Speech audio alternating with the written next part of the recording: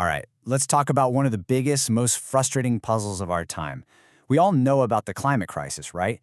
The data's there, the warnings are clear, and yet there's this massive gap between knowing and actually doing something meaningful about it. It's a disconnect we all feel.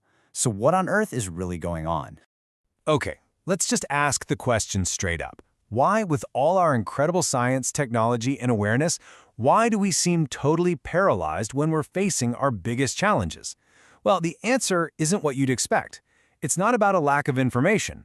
It's something way more subtle, something that's happening deep inside our own heads. The secret answer is this fascinating concept called the I thought. Now, this isn't just a simple idea you have, no.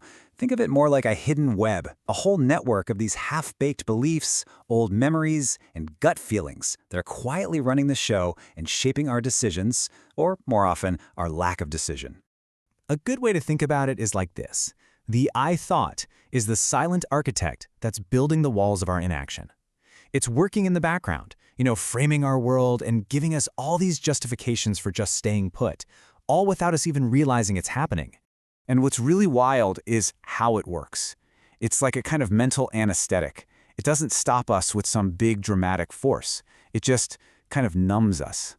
It gently dulls our sense of urgency, and crucially, our belief that we can actually make a difference. So, what are the ingredients here? Well, it basically has 4 key moves. First, it digs up old, incomplete memories. Then, it takes super complex problems and squishes them into easy but wrong conclusions. Third, it filters everything through our own fears. And finally, it just echoes back the assumptions of everyone around us. Man, that is a powerful cocktail for keeping us stuck. Okay, so how does one of these things actually get built in our minds? You'd think it would be this long, drawn-out process, right? Nope. It happens in a flash.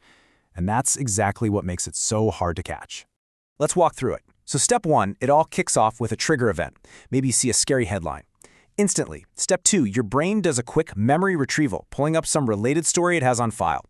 Then, step 3, that memory gets shoved through an interpretation filter, which is basically just your own personal fears. That leads right to step 4, a flawed assumption formation. But here's the thing, it feels 100% true.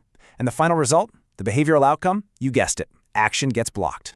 And that is the real kicker here. This whole thing isn't some slow, careful decision. It's a reflex. It happens in microseconds. Poof, it's done. The only way to get ahead of it is to actually train ourselves to spot the pattern as it's happening. So now, let's apply this directly to climate change, because this is the arena where the I thought is having its most dangerous, most consequential effect on every single one of us. Does that one sound familiar? I bet it does. This is the classic I thought. It's an assumption that just completely collapses the huge power of collective action into this tiny feeling of being insignificant. It's a perfect way to short-circuit any sense of personal responsibility.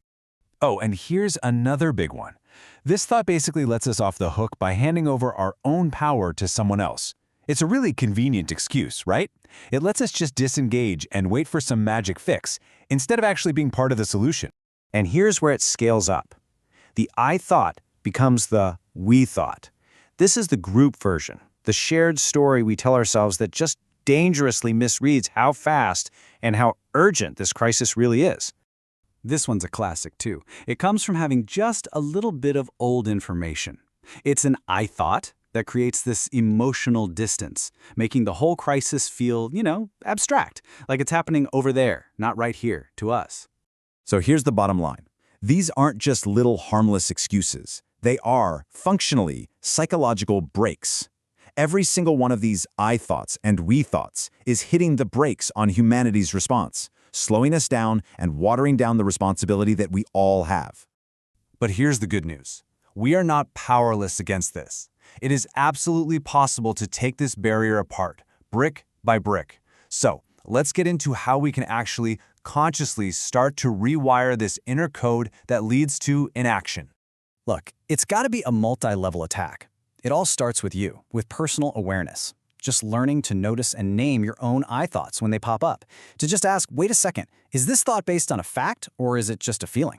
Then we move to collective accountability. We need to create spaces in our jobs, in our families, where we can safely call each other out on these assumptions. And finally, it takes institutional reprogramming. We have to build systems and policies that reward action even when we're not 100% certain. This slide just nails it. This is the deep, fundamental shift we need to make. We have to move away from these old stories on the left. This feeling of being isolated, this need for absolute certainty, this habit of deferring to somebody else. And we need to move towards the mindset on the right. Understanding how interconnected we all are, having a real curiosity to learn, and, this is the big one, claiming our own agency to act. And that brings us right to the heart of it all. This isn't just some cool psychological idea.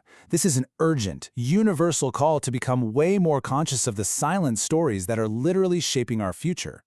Ultimately, it boils down to this one simple but incredibly powerful transformation. The real work is to catch that passive, checked-out little voice that says, "I thought someone else would," and to consciously, deliberately replace it with the active, committed voice that says, "I will and we will." And so, that leaves us with the ultimate question, doesn't it? Our future isn't just going to be decided by technology or by policy.